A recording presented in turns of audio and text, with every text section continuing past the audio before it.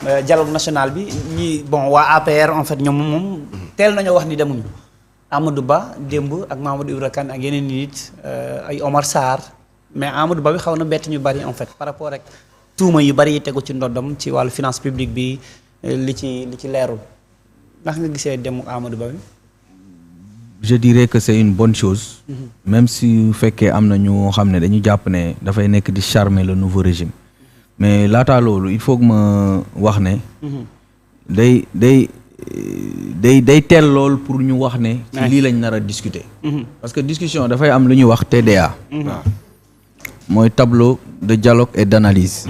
yoo xam ne. État du Sénégal. yónnee na ko à toutes les forces vives. pour que le 28 mai incha allah rabi. ñu discuter sur le chronogramme du jour. moo tax léegi bi ngeen di wax ne lii lañ nar a discuter man ma jaaxle. non loolu ay terme de référence mais mën nañ moom laa lay waxal nii waaw moom laa lay wax nii. xam nga moom laa lay wax nii. parce que man. sama toogaay fii xam nga pour lan la.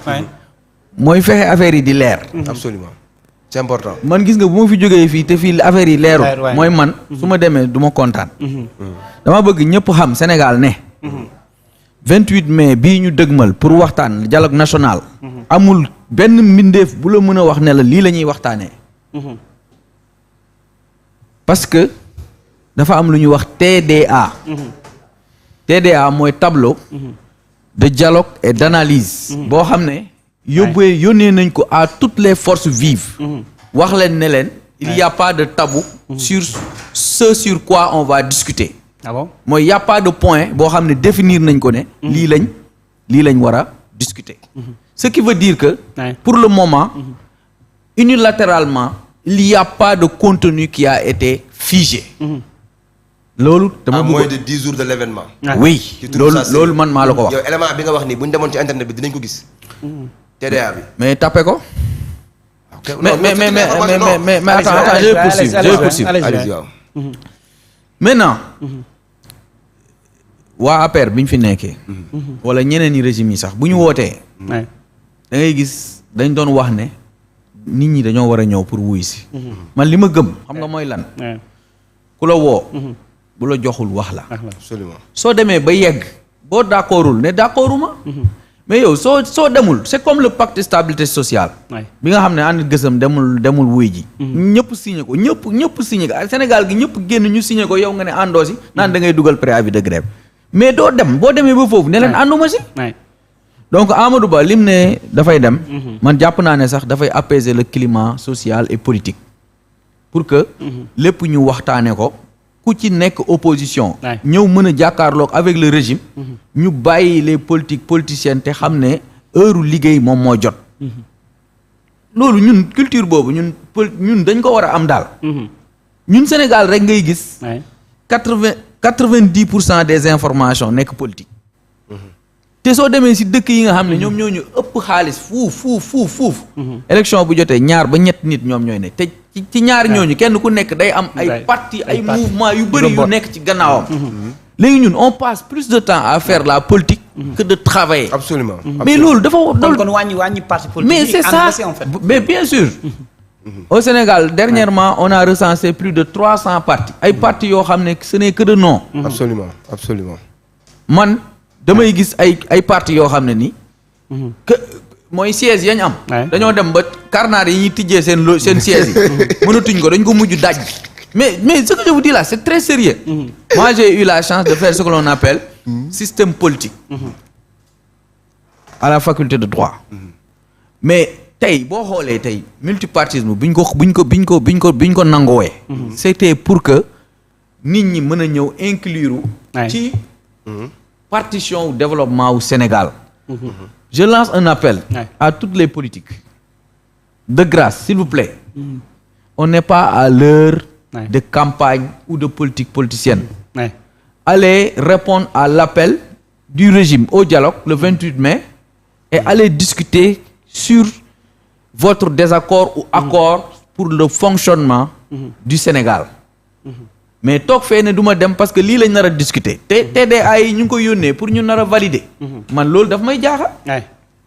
waaye daf lay jaaxal pour avancer un peu daanaka lu ñu dese ci waxtaan bi bariwul en tout cas dégg nañ ci ay information dafa xam naa nag dina la concerner donte amaguñ ci en tout cas lu ci gën a leer mooy Lat Diop bi nga xamante ni dañu ko jëlee foofu ca Rebeuss yóbbu ko fi nga xamante ni moom mooy DIC lan mooy solos extraire bi ñu ko def noonu kenn xamagu ko pour le moment mais pour l'information naka nga ko jàngatee. non foofu noonu moom damay bëgg émettre ay réserves. parce que foofu dama far. sama jugement mënul nekk benn jugement boobu dafay objectif à 100%. parce que man jàpp naa ni fa mu nekk du place am. lañ ko fa jëlee xaw ma ko xibaar bi na nga ko jotee ni laa ko jotee. donc foofu bu ma ci àddoo rek day am leneen mais li ma wër te wër ma mooy. man jot naa ni si nous étions dans un état de droit dans un état sérieux sur la base de la corruption. Lat Diop devrait être chez lui à l'instant T. loolu man boo ma joxoon kaamin sañ naa ci fëgg sama loxo man. parce que fu Lat Diop nekkee sàcc. Mouhamed Dieng sàcc lay nekk c'est aussi simple que cela. mais nag lu ñu ko fa jëlee tey xamuma ko. xamuma lu ñu ko fa jëlee. waaw xamuma lu ñu ko fa jëlee quoi. voilà c'est ça mais yow bon gis-gis bi ñu ci am sinon bëgg-bëgg bi nga ci am mooy ñu bàyyi ko mu ñibbi. est-ce que mën nga am njort mu rafet ni xëy na bon parce que ku ñuy extrait di ko yóbbu DIC moom je ne pense pas que ay liberté provisoire a tax. xam nga man dama du bëgg di si ñëwaat cas bi yaakaar naa lu ma ci waxul amul. bu fekkee da nga may benn 5 minutes ma dellu ci jeunesse bi. c'est-à-dire que Sénégal. c'est-à-dire qu'il faut qu'on apprend à se respecter à se dire les choses telles qu'elles sont. Lat Diop dañ ko convoqué un samedi. 10h DIC mu ñëw 9h30. dañu wax ni Mouhamed Dieng moo ko jiiñ ñi da ko doon guerre. le supposé corrupteur boobu tey ñu nekk di wax. à l'instant T d'après les informations qu'on a eu récemment. lépp lu jëm ci marché Lonase bâtiment bi ñu war a tabax. Mouhamed Dieng boobu moo gagné marché bi. ñëw jiiñ Lat Diop ni moom da daan guerre Lat Diop. te ñëpp waa ji c'est un juriste. en matière de corruption. ñoom ñaar ñëpp ay sàcc lañ. si toutefois li Mouhamed Dieng wax c'est avéré. loolu mooy dëgg. fu Mouhamed Dieng mënta nekk ci réew mi fi Lat Diop tëddee lundi mardi Mouhamed Dieng da ko fa war a fekk. loolu benn la beneen bi des mooy seen garde à vue bi li tax CEDEAO mu ne. état Sénégal na jox ndàmpaay Lat Diop bu toll ci 5 millions. parce que lépp loo xamante ni àq ak yelleef ga mu am dañ ko salfaañee. léegi boo xëyaatee tey ci ngoon. ay vers 4h 18h ñu ne la jëlee nañ ko ci kasoom yóbbu nañ ko xaw ma fa la DIC. lañ ko fa yóbbee xamuñu beneen audition la xamuñu beneen dossier la man là-bas je ne saurais me prononcer sur cela. mais li ma wërta wër ma. depuis le départ vice de procédure am na. li ma wërta wër ma man lii ma jàpp étant un acteur politique mooy Lat Diop politique moo ko bàyyi foofu. mais nekkatul yoon moo ko fa bàyyi. d'abord juge bi sax jox na ko liberté provisoire sous bracelet électronique. yëpp dafa nekk ay manquements notoires yoo xamante ni. war nañ ko defaraat pour le rayonnement tout simplement de la démocratie léegi nag fii léegi ci kanam. buñ demee ba xam lan lañ ko wooyee. ak lan moo xew xëy na suba buñ fi ñëwee wala gannaaw suba. dinañ ci mën a àdduwaat avec plus d'éléments. voilà. monsieur le juge xamoo d'habitude yooyu na bu ñuy extraire ni di ko yóbbu ay DIC lan la dafa am yeneen chef d'inculpation yu ñu koy toppee wala dafa am yeneen toppin. c'est parce que dañoo am lu ñu bëgg mu leeral wala des éléments nouveaux yu am. micro yi waaye. oui ay éléments nouveaux su amee. donc ñi nga xam ne ñoom ñoo yor dossier bi. dañ koy woo. moom mu leeral wala ñu wax ko ne ko lii foo ci toll wala et cetera. donc mooy li ma la wax sànq. kenn notifié guñ lan moo tax ñu woo ko. donc képp ku ci wax rek da ngay wax rek sa xalaat. le cas de Lat Diop CEDEAO jox na ko dëgg parquet bi bañ na ci bi ñu demandé liberté provisoire loolu nga gisee mbiri Lat Diop. kaawu Lat Diop nag dafa am ay éléments yoo xam ne dama ko ci dégg ñu boole ko ci. yoo xam ne yooyu aussi. ñi yor dossier bi. peut-être loolu lañ jàpp ba tax ñu téye ko ci prison bi ba léegi. comme yan Mouhamed Dieng bi nga xam ne moom moo ne da ko jox xaalis. xam nga mu Lat Diop il était investi. d'un pouvoir public. mu am fonction. nekkoon ministre des sports. yor nekk DG Lonase. donc suñ ne moom dañoo jël ci ay comptam dañoo jël transféré ko xaalis. te xaalis boobu mënul prouver fan la jógee boobu ba léegi indi ko. yoon da ko war a wax pour mu leeral ko. moom léegi foofu bëgguma la dagg taxawal foofu. ban compte lañ ko transféré ana numéro transaction bi ana banque bi ñu ko transféré ak montant bi ñaata la. ak kan moo ko transféré. waaw xam nga loolu l'administration elle est écrite elle n'est pas verbale. il faut li muy wax nii y a beaucoup de laxisme. avec beaucoup de respect.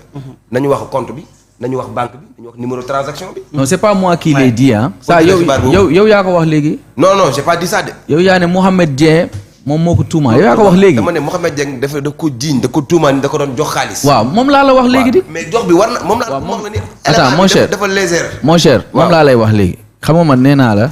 damaa nekk fii pour leeral. waaw. yow leeral bi dafa bëgg andi lëndëmal kon déglu woon li ma wax dama ni. Mouhamed Dieng dafa jiiñ Lat Diop ni da ko doon jox xaalis. waaw moom laa la wax bu fekkee dafa am une transaction bancaire. nañu génne kayit yi moom laa la wax xaaral mbaal ma tuuti rek. yow yaa wax yow yaa ko wax léegi. yaa ne da ngay ñëw ci jeunesse bi jeunesse ci olof moom mooy. ci historique bi. yow ci bon historique sax tubaab la. mooy ci cosaan ba ak lan nam demee.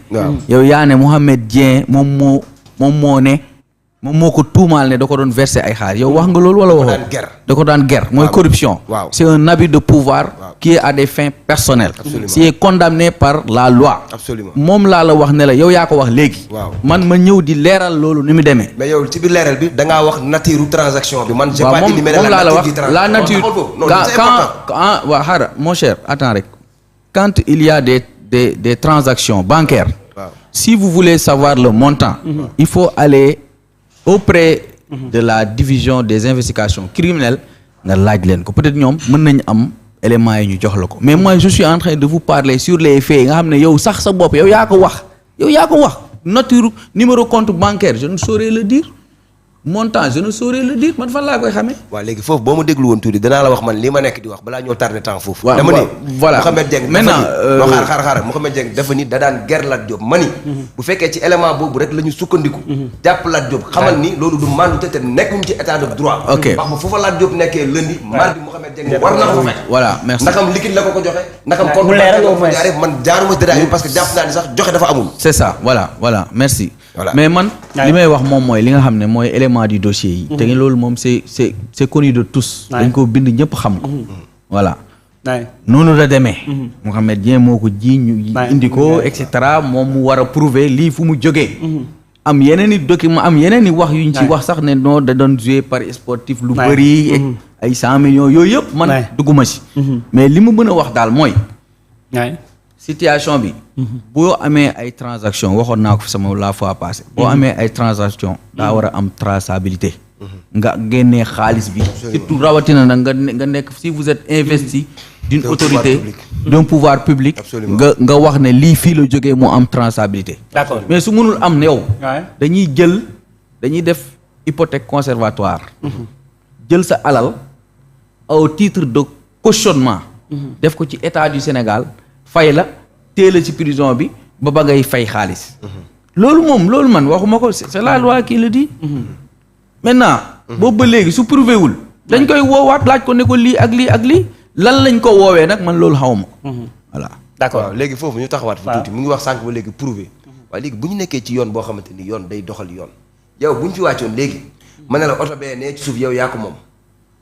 ñu woolu ma.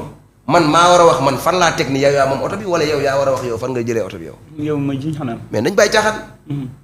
maam cadre bii nii man je suis catégorique dans mes propos et je réitère mes propos ay adviendra que pourra noppi naa dem kaso. wax naa la ko démb wax naa la ko gannaaw suba. c'est-à-dire nanu bàyyi caaxaan bu fekkee matière corruption képp moo bàyyi Lat Diop ci biir kaso bi xamal ni mandute amatul ci réew mi. ok fu Mouhamed Dieng mën di nekk ci àdduna nañ ko jëli dugal ko ci kaso bi nañ leen tëj ñoom ñaar ñëpp 20 ans de prison nañ leen tëj ñoom ñaar ñëpp 40 ans de prison. parce que d'abord Lat Diop bu dee moo def li ko Mouhamed Dieng wax c'est-à-dire que il a rompu le pacte social. ñun considération ak wekk bi ñu doon am ci moom kon dañ na dootuñu amati wekk ci moom parce que kon sàcc la. donc moom dafa am responsabilité morale. ñu leeral lii ñu édifier ko. léegi man li ma d'accord mooy ki ko jiiñ mu ngi doxi soxlaam. yemuñ ci nee nañ mu ngi doxi soxlaam nee nañ léegi sànce LONASE yi. naka ngeen di jëlee un supposé corrupteur. koo xam te ni dafay gratter nga koy jox sànce. léegi nee nañ sànce LONASE yi lépp loo xam te ni bâtiment LONASE yi kooku moo koy tabax. waaye léegi ñun loolu bu ñu defee suñu déduction ñun ban compréhension lañ ci mën a am ban analyse lañ ci mën a am. mais on est tout simplement dans une logique d'anéantir un futur opposant waa ji la muy wax neexu leen comportement am neexu leen taxawaayam neexu leen ñu bëgg ko fi jëlee te ces prémices ont été déjà dit y avait quelqu'un qui nous a dit cela il y a moins de 24 mois diw mii bis bu ngeen ko falee da ngeen am lépp ba mu des maire kon man damay jàpp ni on est pris dans une logique de réduction de compte mais on est dans une logique de règlement de compte c'est ça c'est mon ultime conviction. D'accord voilà merci beaucoup am na beneen émission bu war a ñëw am na yeneen ponk yu ñu doon waxtaan malheureusement temps boo ñu xoj